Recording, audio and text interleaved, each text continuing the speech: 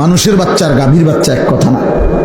মানুষের এই বাচ্চার উপরে শরীয়তের বিধান আছে, তার ঈমান শিখাইতে হবে, তার ইসলাম শিখাইতে হবে, তাকে আখলাক শিখাইতে হবে, তাকে নামাজ শিখাইতে হবে, তাকে তার বড়দের শ্রদ্ধা শিখাইতে হবে, ছোটদের স্নেহ শিখাইতে হবে, তাকে হালাল হারাম শিখাইতে হবে, তাকে পাক নাফাক শিখাইতে হবে, তারে জায়েজ না জায়েজ শিখাইতে হবে।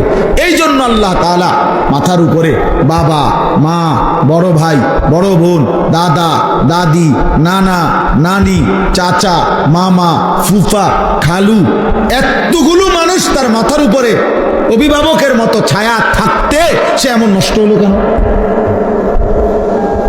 এমন চরিত্রহীন হলো কেন? আপন মা বাপ এতগুলো আত্মীয় স্বজন থাকতে এই হাইওয়ান এক ওয়াক্ত নামাজ পড়ে না। এটা কি ধরনের মানুষ? এই অপদার্থ কি ধরনের মুসলমানটা? ওই ঘরে সে থাকে কেমনে যে ঘরে মুসলমান থাকে?